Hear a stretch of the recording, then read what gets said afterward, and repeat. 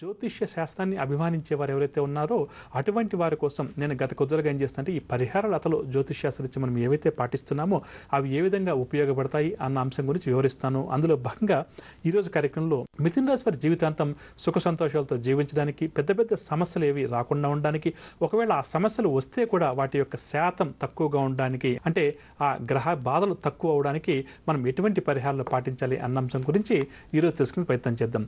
మిథున రాశి వారు ప్రధానంగా ప్రతినిత్యం పూజాది కార్యక్రమాలు నిర్వహించే సమయంలో వారి పూజా మందిరంలో మంచి గవ్వలు అంటాం కదా, ఆ గవ్వలను సేకరించుకొని రావాలి. కనీసం 11 గవ్వలను ఉంచి ప్రతి నిత్యం కూడా వారు పూజాది కార్యక్రమాలు నిర్వహించడం చేత వారికి చాలా వరకు కూడా ఆర్థిక సమస్యలు రాకుండా ఉండడానికి ఈ 11 గవ్వలను వారి పూజా మందిరంలో ఏర్పాటు చేసి పూజించడం అన్నిటికన్నా కూడా చాలా మంచి పరిహారంగా చెప్పవచ్చు. అదేవిధంగా మిథున రాశికి బుధగ్రహం ఆధిపత్యం వహిస్తుంది కాబట్టి బుధవారం రోజు కొంతవరకు నియమాలు పాటించడం, అదేవిధంగా బుధుడు తెలివితేటలకు ప్రధానంగా కారణమైన గ్రహంగా చెప్తాం కాబట్టి ఈ మిథున రాశి వారికి తెలివితేటలు అనేది స్వతహాగా చిన్నప్పటి నుంచి కూడా ఉంటాయి. కానీ వాటిని చెడుకు ఉపయోగిస్తారా, వాటిని మంచికి ఉపయోగిస్తారా అన్న దాని మీద ఈ మిథున రాశి వారి యొక్క భవిష్యత్తు ఆధారపడి ఉంటుందని చెప్పవచ్చు. కాబట్టి మిథున రాశి వరకు తమకు భగవంతుడు స్వతహాగా ఇచ్చినటువంటి తెలివితేటలు ఏవైతే ఉన్నాయో ఆ తెలివితేటలను వారు ఎప్పుడైతే మంచి కార్యక్రమాల కోసం, మంచి ఆలోచనల కోసం ఉపయోగిస్తారో వారి జీవితంలో ఎటువంటి లోటు లేకుండా వారికి సాగుతుంది.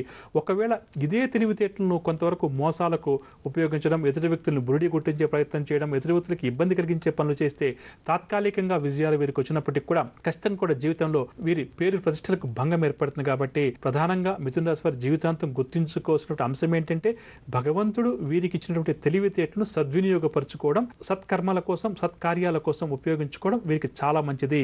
లేకపోతే మాత్రం ఇదే తెలివితేటలు కానీ వీరు ఇంకొక రకంగా కానీ ఉపయోగిస్తే తాత్కాలికంగా సుఖాలు, భోగాలు అన్నీ దక్కినప్పటికీ కూడా ఏదో ఒక రోజు మాత్రం వీరు ఇబ్బంది ఎదుర్కోక తప్పదని చెప్పవచ్చు. కాబట్టి ప్రధానంగా ఈ అంశాన్ని, ఈ పరిహారాన్ని మిథున రాశి వారి జీవితాంతం కూడా గుర్తుంచుకోవాలి.